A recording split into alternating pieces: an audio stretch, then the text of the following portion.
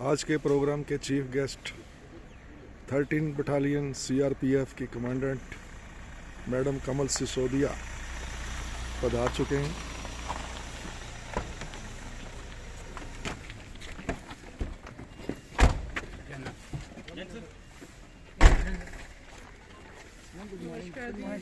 Welcome once again. So you so much full of love. Madam Sisodia government college of girls sector 42 के NSS cadets को, जिनका 7 दिन का training programme चल रहा है, उनको संबोधित करेंगे वुमेन एम्पावरमेंट पे।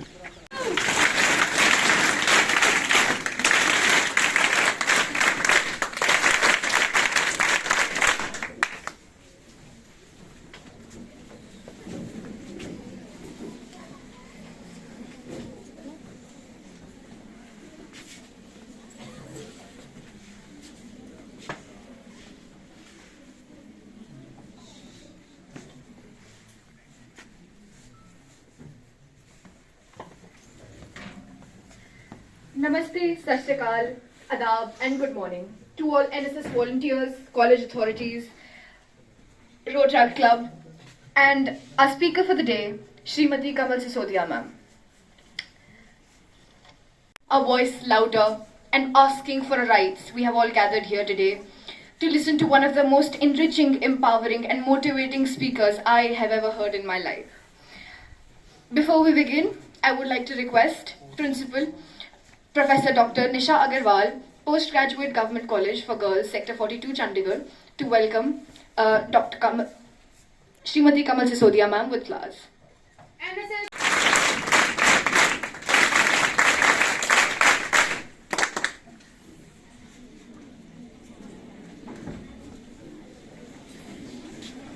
Also have a member of our club, Rotractor Shreya Sharma, presenting here herself with a speech. Today, we celebrate something profound, women empowerment. It is not just a buzzword, it is a powerful wave of change, breaking barriers and lighting up possibilities. Imagine a world where every girl and woman feels unstoppable, where her dreams aren't limited by outdated norms. That's the world we are striving for, and it starts with each of us. Empowering women isn't about special treatment. It is about recognizing talents and giving it a fair shot. It is like planting seeds of potential and watching them grow into something. Every woman has a chance to shine. So let us be kind. Let us be the kind of people who lift others up, break those old-fashioned ideas, listen to every voice, and create a world where everyone, regardless of gender, gets to chase their dreams. In empowering women, we are not just changing lives, we're shaping a future where equality isn't a wish, it is a reality. Before I introduce you all to our guest today, I would like to thank everyone, thank NSS, since we are organizing this as a part of the 7-day program that NSS organizes. सबसे पहले तो thank you to NSS. I have myself been a member of NSS and I have myself organized one of such events. है तो जो motivation एक औरत दूसरी औरत को देती है वो शायद कोई और नहीं दे सकता.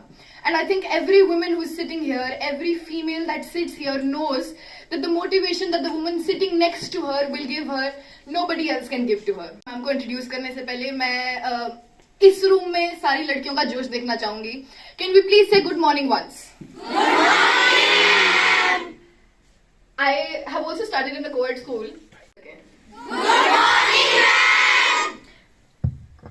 Speaker, Srimati Kamal Sisodia is serving as commandant in the largest paramilitary force of the world, that is CRPF. She has authored a book titled Skill India Mission, the first of its kind on subject, which is an initiative of Honorable Prime Minister of India, Shri Narendra Modi, on birth anniversary of Rani Lakshmi Bai at Gwalior. She has also won more than 100 commendations and appreciations and has also been nominated for Nari Shakti Puruskar, the highest civilian order for women in Republic of India.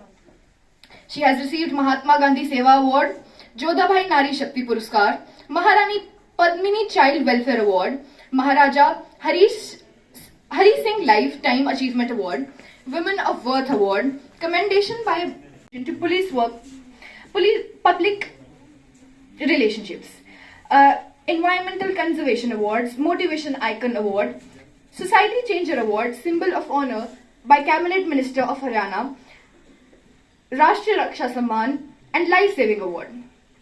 She is not only a motivational speaker on national level, but she has also spoken on international level about women empowerment, management, right thinking, healing life, relationships, leadership, time management, etc. She has spoken for police officer trainees, women associations, civilians, and students all across the nation. She is a social worker involved in women empowerment through skill development for economically backward and tribal women in Northeast, Jammu and Kashmir, and other parts of the country. She enjoys speaking, spiritual counseling, yoga, and meditation. She has been an announcer and anchorer for national level parades and police functions. She has achieved various awards and she has achieved various commendations through her life. She is the chairman of Sexual Harassment Committee of entire Jammu sector for 6 years. She has been the chairperson of Sexual Harassment Committee for entire Northeast sector for 3 years. She is a senior member of Central Level Campaign Committee of entire country for CRPF for 3 years. She has varied experience of handling sexual harassment cases of women and children at national level all across the country. She has helped in rehabilitation of tribal women, Divyangs, rape and acid attack victims, and other weaker and downtrodden sections of the society all across the country. She has received trophy for the best speaker of her batch. She was adjudged the best speaker of Common Foundation course at BSF Tekanpur. She is the winner of national level inter-CPO human rights debate competition. She received first prize in intelligence competition while representing CRPF. The aim of healing other souls from pains and miseries of life. She aims to give healing touch to the suffering humanity. The aim is to lay paths for women empowerment, financial independence, also setting a motivating example for children. She's an goes to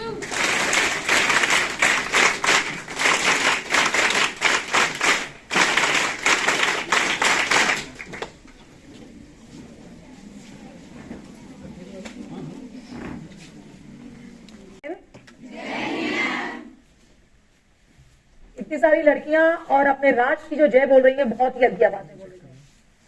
सारे पंजाब को, केवल चंडीगढ़ को नहीं, मालूम चलना चाहिए कि जब एनएसएस की छात्राएं अपने राष्ट्र की जय बोलती हैं तो कैसे सारा राष्ट्र गुंजायमान होता है। जय हिंद, जय हिंद, जय हिंद। सीने में जुनून और आंखों में देशभक्ति की चमक रखती हूं। सीने में जुनून और आंखों में देशभक्ति की चमक रखती हूं। दुश्मन की सांसें थम जाएं, दुश्मन की सांसें थम जाएं, आवाज में इतनी धमक रखती हूं।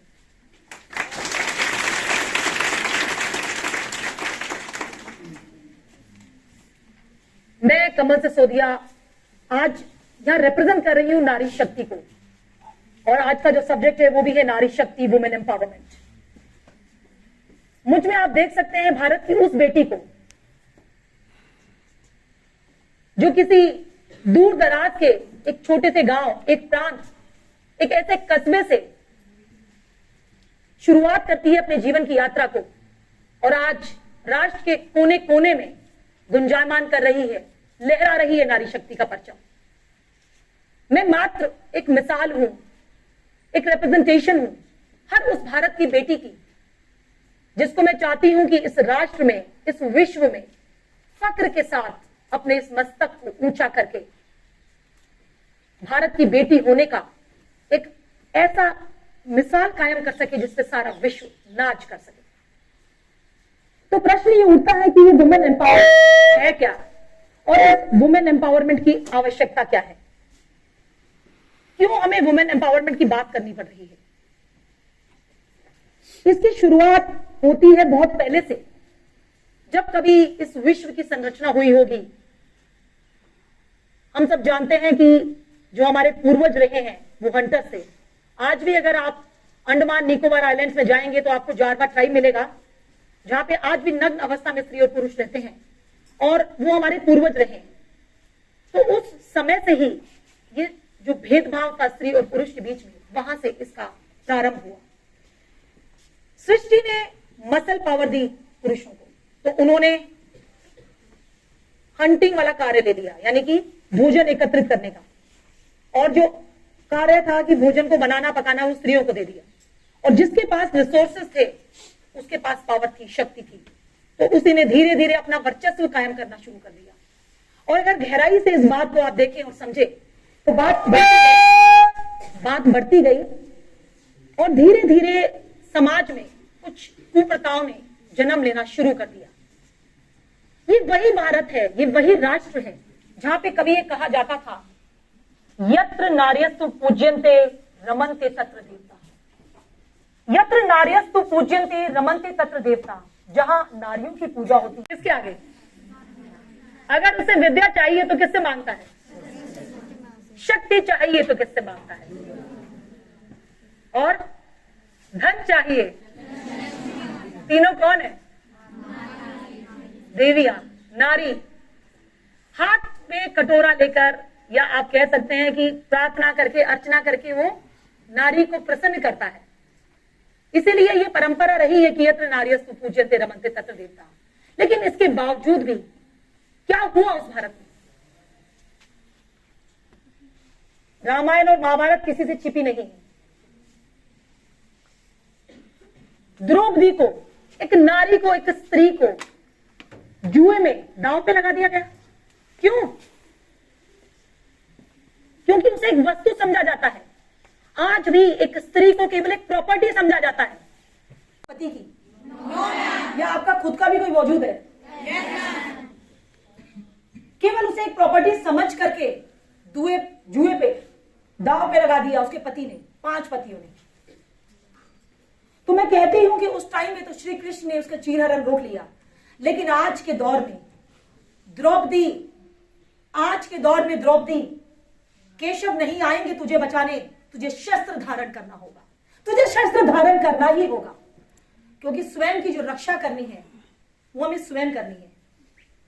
हमें किसी पुरुष पे निर्भर रहने की आवश्यकता नहीं। अपने अस्तित्व, अपने वजूद, अपनी अस्मिता को सुरक्षित रखने के लिए।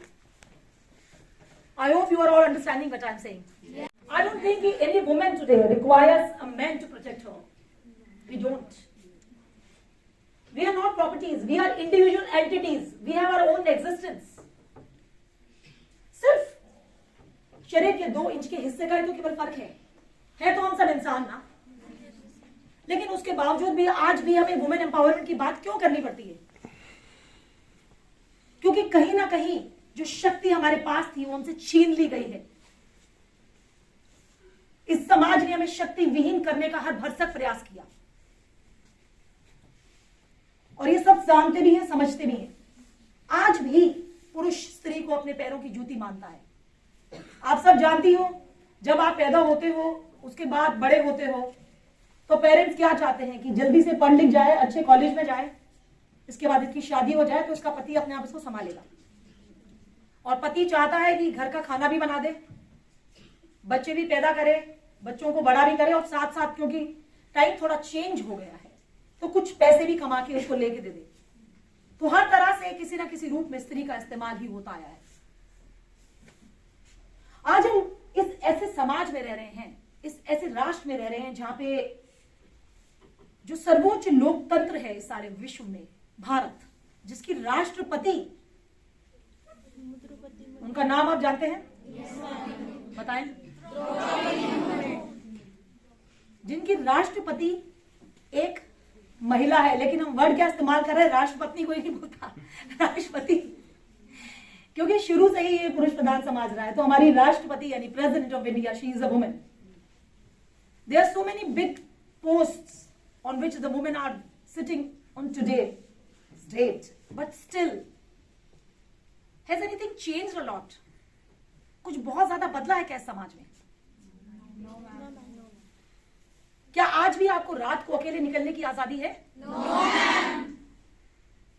आंसर सामने है। मुझे कहने की जरूरत नहीं है, आप देख रहे हैं, समझ रहे हैं, और सबसे बड़ी बात है आपके ऊपर बीत रही है।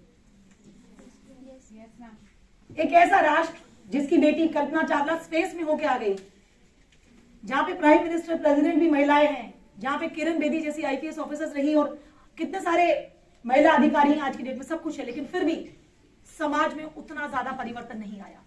रातें रही होंगी वो, कैसी अंधेरी रातें रही होंगी वो, जहां पे दरिंदों ने उसे चारों ओर से घेरा था, जहां पे दरिंदों ने उसे चारों ओर से घेरा था। किसी ने उसके मुंह पे हाथ रखा तो किसी ने उसका आंचल छीना था। दर्द से चिल्लाई थी वो, कितना चिल्लाई थी वो कि कोई मुझे आके बचा ले। लेकिन इतना भी कितना अंधेरा रहा होगा, कितनी सुनसान रही होंगी वो रातें कि किसी ने उसकी चीख पुकार सुनी नहीं। किस बर्बरता से उसका गैंग रेप किया गया होगा। आज आप सबसे मैं पूछती हूं, आपके माध्यम से सारे समाज से पूछती हूं, कितनी और निर्भया चाहिए हमें, कितनी और निर्भया इस समाज को एक सुरक्षित समाज बनाने के लिए। कब तक इस प्रकार गली में, कूचे में, घर में, बिस्तर में एक महिला का चीरहरण होता रहेगा, बलात्कार होता रहेगा? कब थमेगा यह सिलसिला? गैंग रेप के अलावा, नॉर्मल रेप केसेस के अलावा, मैरिटल रेप्स के भी बहुत सारे केसेस आप लोगों ने सुने होंगे, जहां पे कि एक पति अपनी पत्नी का मैरिटल रेप भी करता है। इस तरह के केसेस कोई नई चीज नहीं है जो सुनने में आती है। आ गया है कि हर नारी को, हर लड़की को, हर महिला को अपने अधिकार, अपने सम्मान, अपने सेल्फ रेस्पेक्ट को प्रिजर्व करना होगा। पहले के समय में अगर हम बात करें तो जिसको बना के नारी को वहां पहुंचाया गया, ऐसे दर्दनाक मंजर से उसको गुजारा गया जिसको सोचकर भी रूह कांपती है। आज मैं आपसे ये इल्तजा करूंगी कि कुछ पल के लिए कल्पना करके देखिए और लेके जाइए अपने आप को उस दौर में, याद करके देखिए और खुद महसूस करके देखिए उस पीड़ा को, उस दर्द को, उस वेदना को। अगर आज उस दौर में पैदा हुई होती और आपकी शादी होने के बाद आपके पति की मृत्यु हो जाए और आपको जलती चिता पर उसके साथ ही जला दिया जाता, सती प्रथा। आपका बचपन में ही विवाह हो गया, बाल विवाह, और 13-14 साल का जिस लड़का था जिससे आपकी शादी हुई थी, किसी कारण से उसकी मृत्यु हो गई तो आप बन गई बाल विधवा। पहले बाल विधवाओं के साथ क्या होता था, कोई बता सकता है मुझे? बताएं। हम घरों में कैद करके रख देते थे, बाल भी हटा देते थे, मतलब वाइट कपड़े में, वाइट एक ही साड़ी होती थी, एक रूम में रख के उनको खाना दिया जाता था कि कहीं आने जाने के किसी और पुरुष को देख नहीं सकती थी। और उनको बच्चों ने प्रीति के लिए जोरदार तालियां। प्रीति आपको सुनाई दिया प्रीति ने क्या बताया? सबसे लास्ट रो में आप खड़े हो जाए प्लीज। हाँ, क्या बताया प्रीति ने? बाल विधवा क्या होती थी? उन्हें कहीं जाने नहीं दिया जाता था, एक कमरे में बंद कर दिया जाता था। इनफैक्ट उसकी परछाई भी किसी चीज पर नहीं पड़ने देती, तो उन्हें मजबूर बोल दिया जाता था। उन्हें खाना भी एक कमरे में दिया जाता था। क्या ये सही कह रही? आज के दौर में आप कल्पना कर सकते हैं ऐसे जीवन की? पूरे बाल उनके मुंडवा के उनको गंजा कर दिया जाता था और शायद दिन में पूरा एक टाइम उसको खाना दिया जाता था। और इस चीज को, प्लीज बैठ जाए, इस चीज को जस्टिफाई करने के लिए क्या कहा जाता है कि अगर वो बाल लंबे रखेगी या पुरुषों के सामने पड़ेगी तो उसके मन में गलत भावनाएं पैदा हो जाएंगी या किसी और को उसके लिए गलत भावनाएं पैदा हो जाएंगी। तो ऐसी विभिन्न प्रकार की बातों को, अनर्गल बेबुनियाद बातों को लेकर स्त्री के साथ दमन, शोषण, अत्याचार होता ही रहा। कैसा होता है? लेकिन आपने देखा है लड़कियों को लाल कफन में दफन होते हुए? शादी के जोड़े में जाती है और दहेज के नाम पर लाल कफन में दफन हो जाती है। अगर एक वुमेन कॉलेज में इस बात को आज नहीं किया तो फिर क्या किया?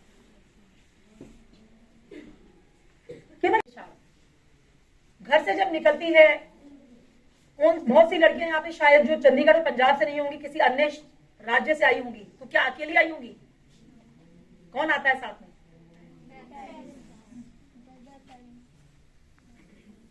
क्योंकि आज भी ये समाज लड़कियों के लिए सेफ नहीं है। आप अगर कहीं निकलती हो घर से, भाई निकल जाए तो उससे पूछते हैं कितने बजे आएगा, और जब आप जाते हो तो कितने क्वेश्चंस होते हैं? क्वेश्चंस की इतनी लंबी बौछार हो जाती है। क्या क्या क्वेश्चन पूछे जाते हैं?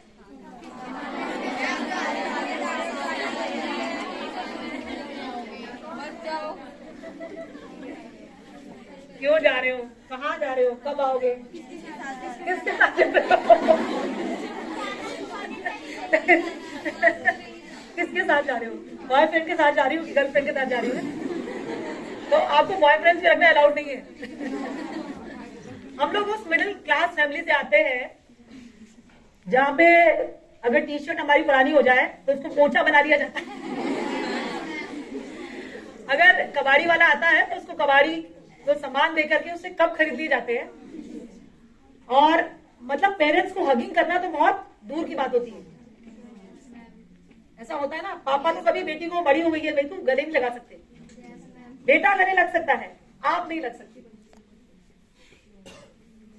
आज भी, आज के समय समाज में भी, आज के दौर में भी, जबकि आप देखेंगे कि बाकी उसमें मतलब hugging is such a common thing कि how do you express your love to your parents, to your friends by hugging. लेकिन नहीं, क्योंकि हम एक लड़की है, तो बात बात पे हर एक, कह सकते हैं कि हर एक चीज में इस चीज को एहसास दिला के हमें नीचा दिखाया जाता है। हमारी सेल्फ रिस्पेक्ट, सेल्फ एस्टीम को इतना नीचे गिरा दिया जाता है कि खुद भी हम कई बार अंदर से एक घुटन का अनुभव करने लगते हैं। लगाए जाते हैं कि नहीं लगाए जाते? सीता के साथ क्या हुआ? क्यों देनी पड़ी अग्नि परीक्षा? क्यों देनी पड़ी, आप बताएं। अपना नाम बताएं और क्यों देनी पड़ी सीता को अग्नि परीक्षा? मेरा नाम काजल है। सीता को इसलिए अग्नि परीक्षा देनी पड़ी क्योंकि मैं माइक के बिना बोलूं क्योंकि सीता रावण ने सीता को उठाया था, पर रावण से किसी ने नहीं कहा कि क्या वो तो उसकी तो डेथ हो गई थी, पर उसको वहां पे रहने की सजा मिली कि तुम्हें अपनी पवित्रता को साबित करना पड़ेगा, चरित्र को साबित करना पड़ेगा। आप बैठ जाएं, आप बताएं। येलो टी शर्ट में आप, येलो जैकेट। मैम क्योंकि जो हस्बैंड थे उनके, जो राम थे, माइक पे बोलें। सीता जी के जो हस्बैंड थे राम जी, तो उनको अपनी वाइफ पे डाउट था कि इतने टाइम से रह के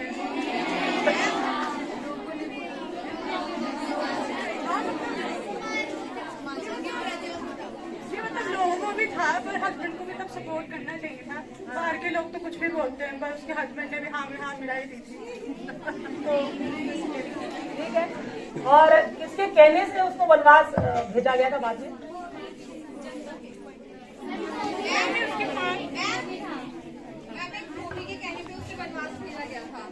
तो आप रामायण का मंचन हर बार होता है, रामलीला होती है। हम बात किसी, उसको हम प्रश्न चिन्ह नहीं लगा रहे, हम बात कर रहे हैं केवल सीता के साथ जो बीती, तो क्या वो सही था?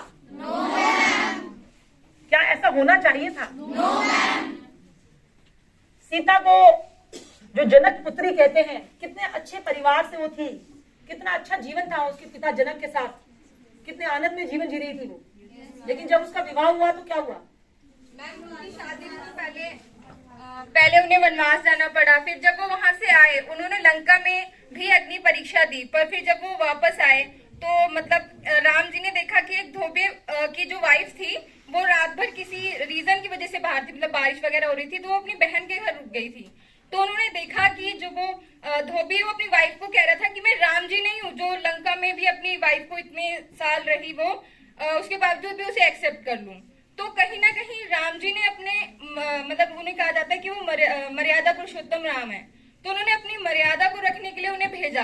पर मैम लोग तो गलत लेते हैं ना कि जब राम जी ने एक छोटी सी बात के लिए अपनी वाइफ को त्याग दिया था, तो हम तो फिर भी इंसान है, हम क्या करेंगे? इनके लिए भी जोरदार तालियां।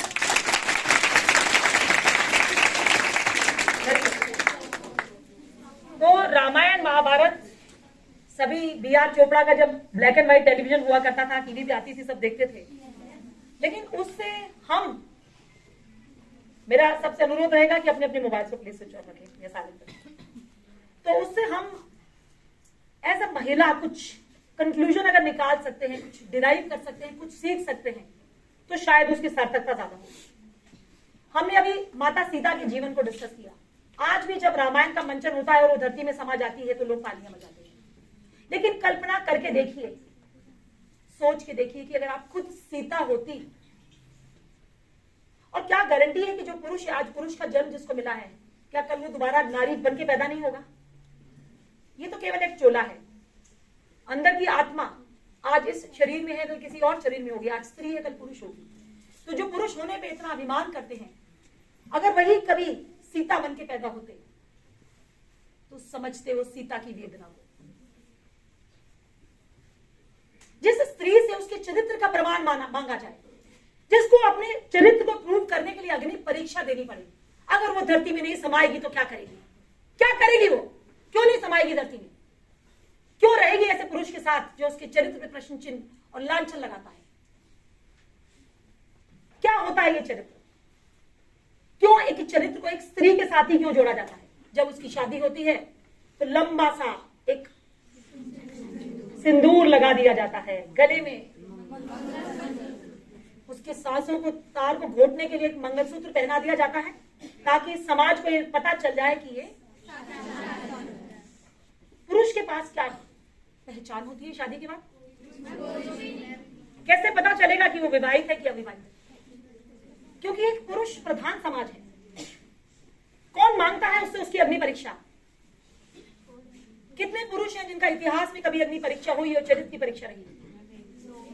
कितने राजा थे जिनकी कितनी कितनी रानियां थी? तो ये सारा भेदभाव स्त्रियों के साथ ही किया। लेकिन चीजें इसलिए नहीं बदली क्योंकि समाज की सोच तो वही है।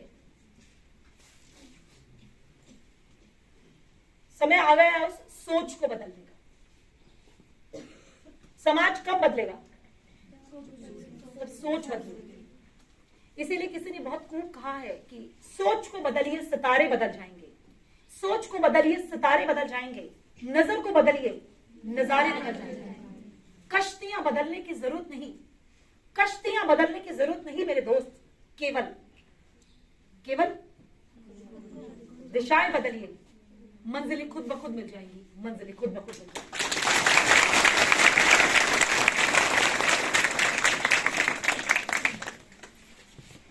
और ये सोच हमें बदलनी पड़ेगी, हर एक लड़की को बदलनी पड़ेगी। हमें अपने आप को प्रूव करने की जरूरत नहीं है, प्रमाणित करने की आवश्यकता नहीं है। हम अपने बारे में क्या सोचते हैं वो मैटर करता है, और दुनिया को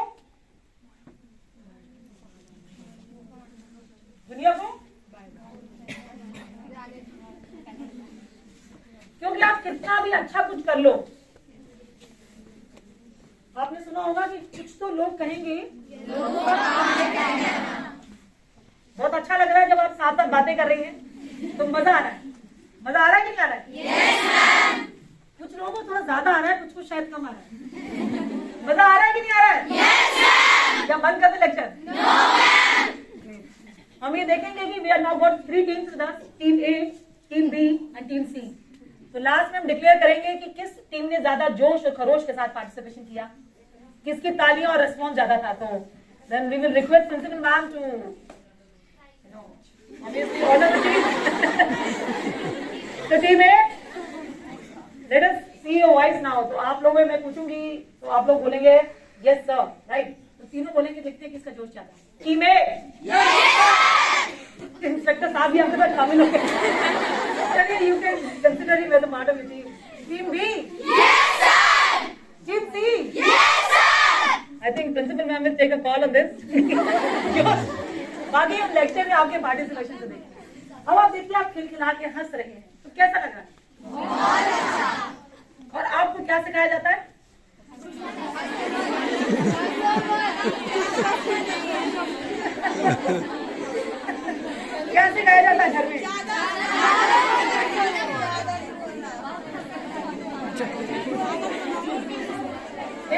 बोलो टीम ए आंसर दो। टीम ए क्या सिखाया जाता है? क्या? Team B? Team B? बहुत पहले भी कभी आप जाते होंगे कोएड में भी अगर रहे होंगे तो क्या बोलोगे? हंसी तो फंसी। बहुत सीरियस रहना है। अगर हंसोगी ज्यादा ऊंची आवाज में बात नहीं करनी।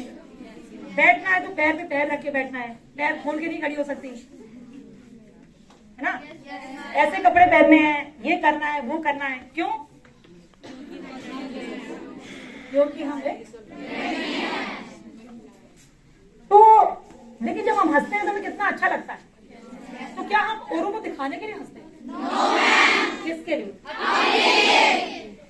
तो महिला सशक्तिकरण की जो पूरी बात है वो इस बात पे अगर हम सम अप करना चाहें, अगर हम अपने आप स्वयं पे हम फक्र करते हैं, अपने आप में हम गौरव करते हैं, अभिमान करते हैं, अपने आप में हमें किसी की प्रामाणिकता की आवश्यकता नहीं है कि मैं सही हूं। अगर मेरा जमीर इस बात को मानता है कि मैं सही हूं तो मैं सही हूं। तो जो ये समाज हमें सब सिखाता आया है, आप सब जानते हैं कि 33% reservation has been given to the women, that women reservation bill has passed. So जितनी ज्यादा महिलाएं एक ऐसे पद पर पहुंचेंगी जहां पे वो निर्णय लेने की क्षमता रखती है, चीजों को बदलने की क्षमता रखती है, क्योंकि केवल शब्दों से चीजें नहीं बदलती, तो निस्संदेह परिवर्तन आएगा। वर्क प्लेस पे आपके साथ कोई भी सेक्सुअल हैरेसमेंट होता है, जरूरी नहीं है वो ईव टीजिंग, मतलब मेंटली भी कर सकते हैं आपको, या फिर कुछ भी होता है तो आप उसके खिलाफ कंप्लेंट कर सकते हैं, एक्शन लिया जाएगा उसके खिलाफ। मुझे प्रॉपर नहीं पता है कौन से एक्ट के अंदर गवर्नमेंट ही आपको एक गवर्नमेंट लॉयर प्रोवाइड करता है अपना, कोई भी आपका केस लेने के लिए नहीं है। बट वर्क प्लेस पे अगर आपके साथ कोई भी सेक्सुअल हैरेसमेंट करता है, चाहे कोई भी वो प्राइवेट लिमिटेड कंपनी हो, कोई छोटी कंपनी हो, आप केस फाइल कर सकते हैं, आप कंप्लेन कर सकते हैं। इनके बारे में कोई और जानकारी रखता है? What is the definition of sexual harassment at workplace? Anyone knows the definition?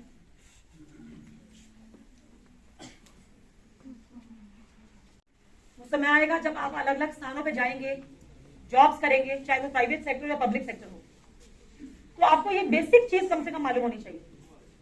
अगर आप जिस कार्य क्षेत्र में कार्य कर रही हैं, ये जो sexual harassment of work place है, इसका उद्गम हुआ विशाखा जजमेंट के द्वारा।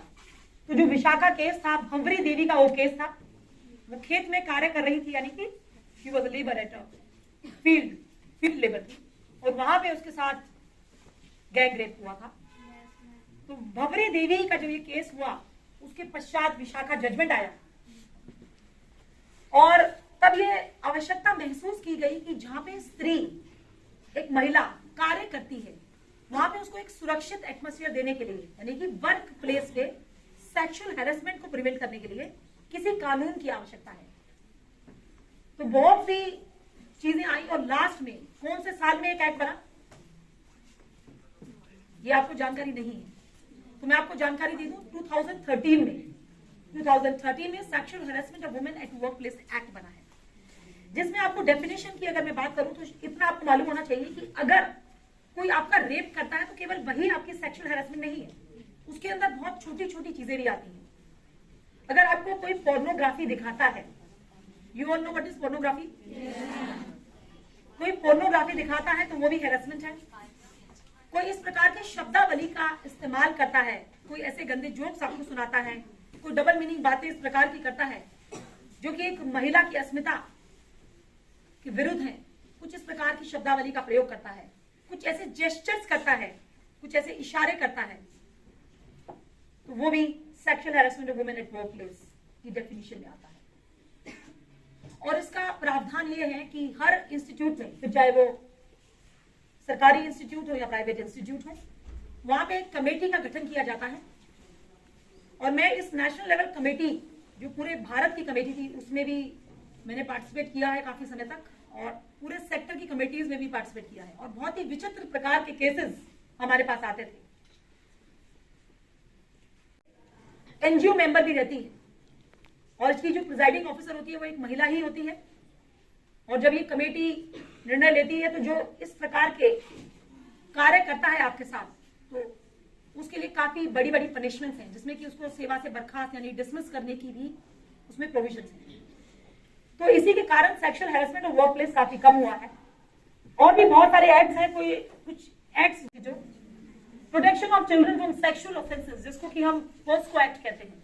अभी Rotary club Rishabh is there, Rishabh के रोटरी क्लब में कहाँ पे प्रोग्राम पर बताओ? रोपड़ में you can tell about the programme. We had done a event, child abuse पे हमने किया था programme, which ma'am was the chief guest, and it was an amazing event that under the leadership of Kamal ma'am. So बाकी ma'am बताएगा।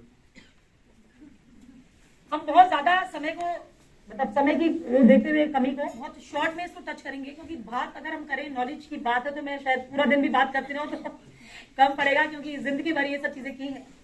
लेकिन बस इसको touch करते हुए ब्रीफली आगे बढ़ जाएंगे। पॉस्को एक्ट, आपने किसी ने वो फिल्म देखी है जिसमें आलिया भट्ट थी और उसका अपहरण हुआ था and she fell in love? So can anyone tell me about that? कौन बताएगा? या from this side highway.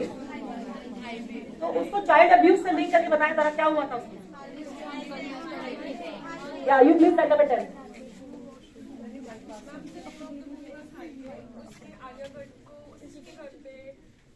Comfortable और उसके बाद उसको किडनैप कर लिया था और नहीं, उसके साथ जो बचपन में घटना घटी थी वो बताओ। उसके अंकल ने उसको अब्यूज किया था। He was doing bad touch with her और शी वाज नॉट कंफर्टेबल। उसने अपने घर वालों को बताया था और she was not feeling good at the moment. कुछ सही बोल रही है? चाइल्ड अब्यूज क्या होता है? चाइल्ड अब्यूज क्या होता है?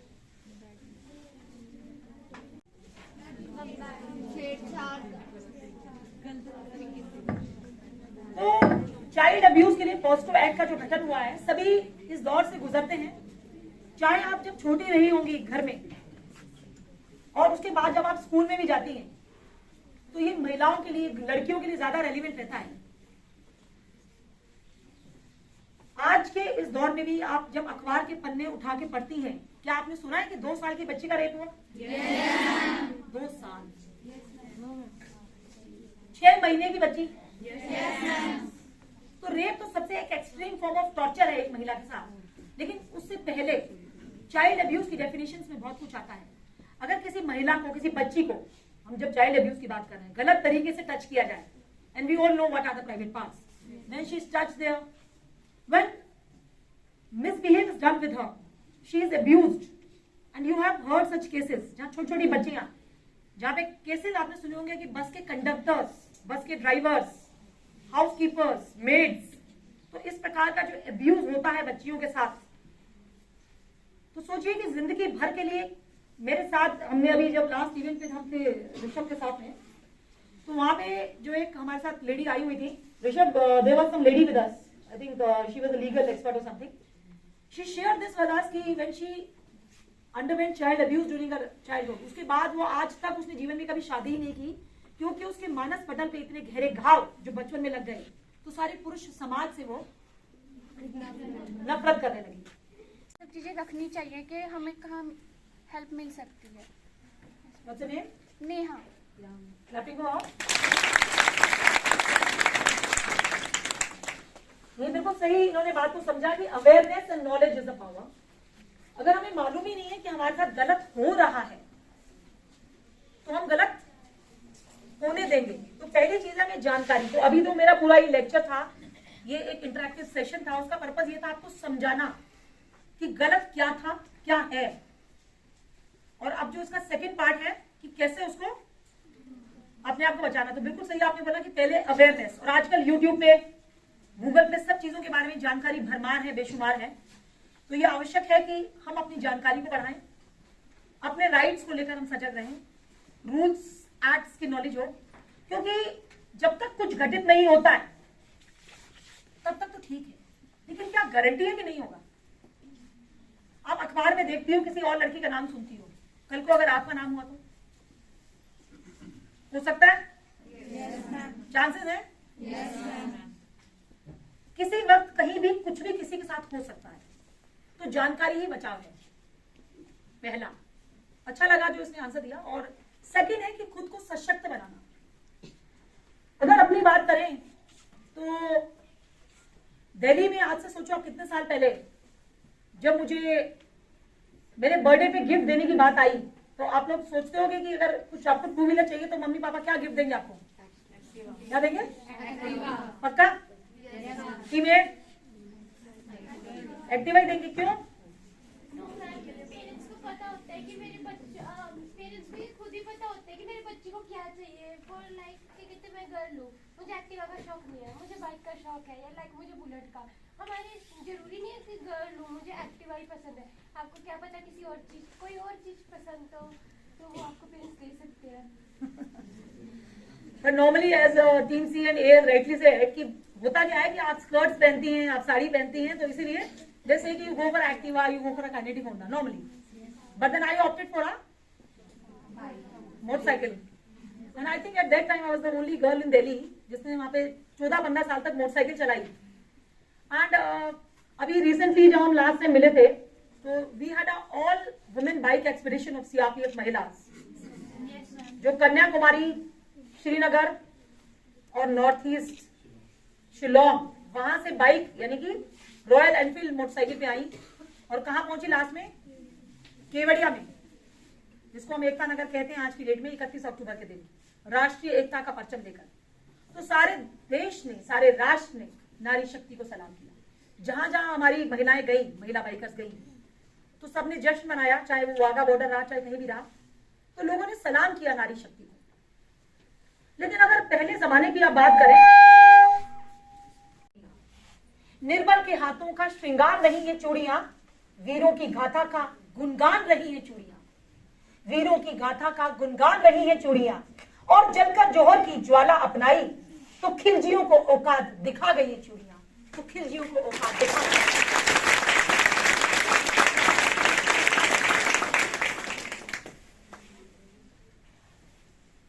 है विहनी विरक्त के अलाप गाना छोड़ दे, वेदना के फिर वही सब ताप गाना छोड़ दे, और कंठ में धर चेतना के स्वर जगा तू, अलख वरदान गाहे रागिनी, अभिशाप गाना छोड़ दे, अभिशाप गाना छोड़ दे। कल्पना चावला,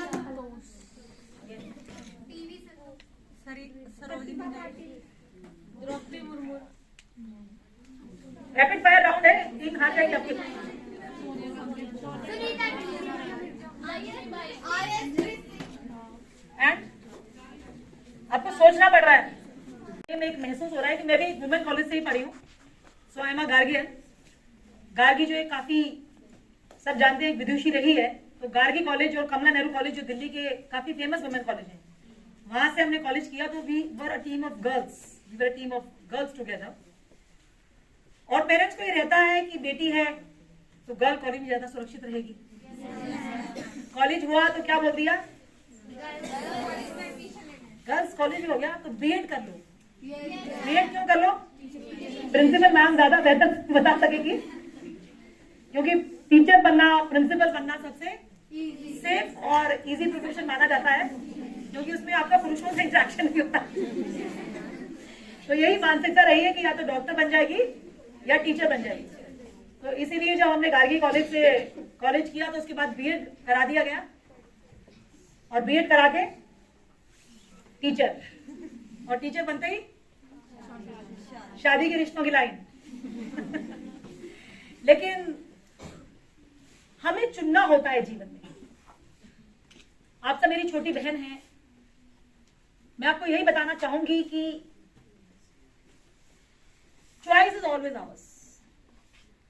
चाहे स्त्री हो या पुरुष हो, किसी पे कुछ थोपा नहीं जाता, किसी को कोई रस्सियों से नहीं बांध सकता, किसी के साथ कुछ जबरदस्ती नहीं कर सकता।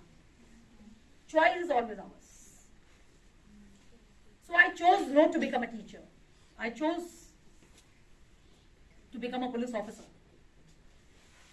वो बात क्यों आई कि जब आई वॉज एनसीसी स्टूडेंट, जैसे अभी एनएसएस कैंप की हम बात कर रहे हैं, आई वॉज एनसीसी कैडेट, तो कुछ बात ऐसी हुई जीवन में जिसने चीजों को बदल के रख दिया। इस बात के साथ हम अपने इस वक्तव्य को विराम देने की ओर अग्रसर हैं। एक छोटी सी बात आपसे पूछना चाहूंगी। You please start up. What's your name? चलबा ठाकुर। सो अगर रात में it's very dark in the night, तुम अकेली हो और सड़क पे जा रही हो, कोई ऐसी जगह एक सुनसान इलाके में, और बिल्कुल अकेली हो और रात का सन्नाटा है और वहां पे एक गुंडों का गैंग आ जाता है, तो तुम्हारे साथ क्या क्या घटना घटित हो सकती है? Obviously they can molest me at the time and I cannot do anything at the time. So in this situation I can do only thing, अगर मेरे पास मोबाइल भी नहीं होगा तो I can only shout, and रात होगी तो कोई सुन भी नहीं सकता उस चीज को. So I can only do one thing कि जितना हो सके मैं shout करूँ so that anyone can hear my voice. But I don't think so उस टाइम पे कुछ कर सके. If I know the self defense तो I can protect myself at the time. But अगर कोई बहुत ज्यादा लोग हो तो I cannot do anything about this. But I will try to help myself. कुछ करूँ. If I have done so many, like if I'm self independent और मैंने self dependent चीज सीखी है तो I can do. But otherwise मैं कुछ नहीं कर सकती because I don't My have any question choice. is कि what are the possibilities that can happen with you? Maximum molestation is one. What else? gang rape, it can be happen. और मुझे कहीं पे ले जाया जा सकता है. They can even sell me and kidnap कर सकते हैं. Blackmailing हो सकती है. They can even blackmail my parents. Many other things they can do with me. So clapping for her. अब मुझे आप आंसर नहीं देंगे कि ऐसा ना हो कि कुछ इसका अगर उल्टा होता है. रात में जाती है एक लड़की, वहां सामने से गुंडे आते हैं, अंधेरा है, रात है, सब कुछ है, लेकिन ये सब ना हो के वो खुद उसको देख के ही वहां से अगर भाग जाए. What is the reason behind that? Ma'am आप जैसे हो।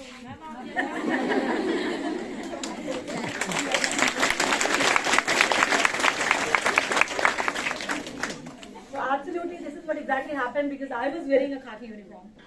So that changed everything. That changed everything. I am a woman, and I am proud to be a woman. मुझे फक्र है, गौरव है, अभिमान है, गर्व है कि मैं एक नारी, एक लड़की हूँ. लेकिन जब मैंने एक वर्दी धारण कर ली, so now I have the power not only to change my life, but also to change the life of millions and billions of women and girls all across the country. And that's what I have always been doing. I have served in almost all nooks and corners of the country, whether it is Northeast, Assam और Nagaland. आप लोगों ने सुना होगा जहाँ पे tribal क्षेत्र होते हैं, जहाँ पे लाइट भी नहीं होती. और मैम वहाँ पे जब मैंने सर्व किया तो रात को हाथी आते हैं और वो झोपड़ियां जिनमें रहती हैं उनको भी तोड़ के चले जाते हैं. उन दूर दराज इलाकों में जाके, ये अपनी एक चॉइस होती है. मैं केवल अपना प्रोफेशन कर सकती हूँ, लेकिन मैं अपने एक्स्ट्रा टाइम को निकाल के अपने खुद के समय से, and I went there. I work with the tribal women of the country. I work for their upliftment. वहां पे पता नहीं कितनी लड़कियों को मैंने ऐसे चुंगल से आजाद कराया जिसमें वो फंसी हुई थी. उनको सैनिटरी पैड्स हम लोगों ने डिस्ट्रीब्यूट किए, क्योंकि उनको तो सैनिटरी पैड्स भी इस्तेमाल कर लेनी आती है. अभी भी कपड़ा इस्तेमाल करती है महामारी के दौरान.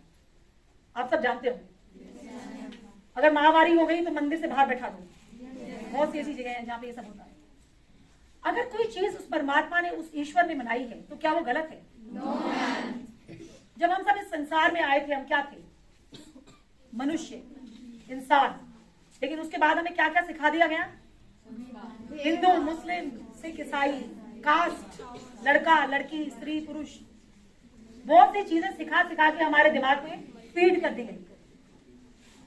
और उसी का एक नतीजा है कि आज समाज में ये सब हो रहा है.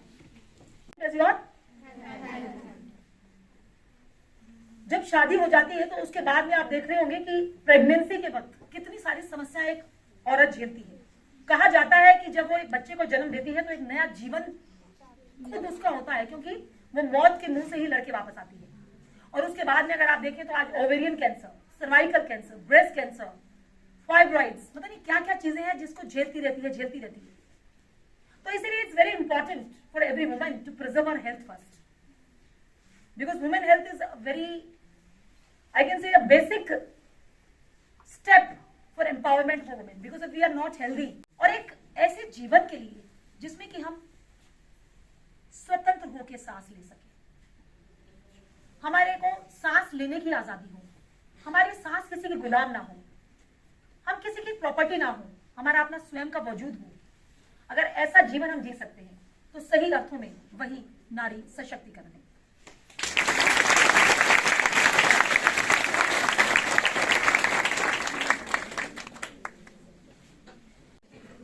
इसे बेटा बना पालो तो ये इतिहास छू लेगी, करो विश्वास बेटी पर ये विश्वास छू लेगी। कभी जीवन में बेटी को नजरअंदाज मत करना, जरा से पंख खोलोगे तो ये आकाश छू लेगी, ये आकाश। बहुत बहुत धन्यवाद। जय हिंद, जय भारत।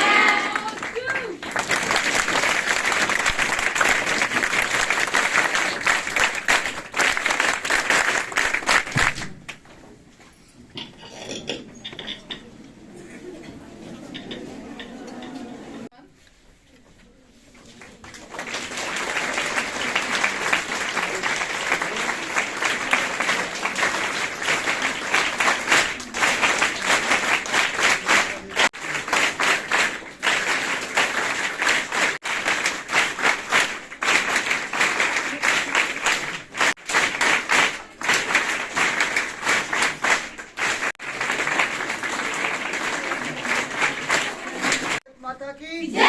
भारत माता की जय। Good afternoon to all. It is an honor and privilege to propose the vote of thanks on this memorable occasion. First and foremost, on behalf of Principal Ma'am and NSS wing of the college, I would like to thank our honorable resource person, Shrimati Kamal Sisodia ji, Commandant in Paramilitary Force CRPF, in this morning session of second day of the ongoing 7-day day-night NSS special camp, for her kind support and making this event possible. I would also like to thank all other distinguished guests present here for accepting our invitation and gracing the occasion, for their cooperation in making this session a phenomenal success. Finally, I will leave you all with this inspiring quote by Martin Luther King: an individual has not started living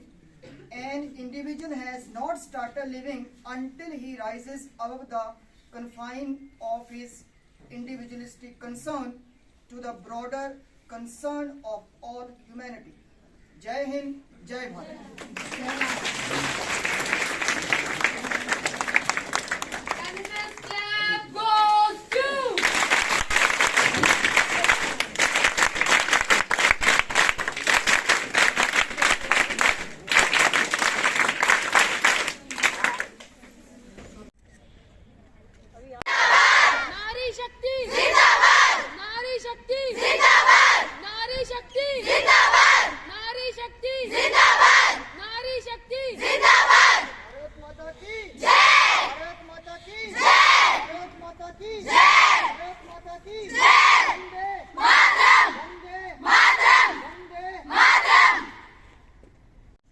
लिखे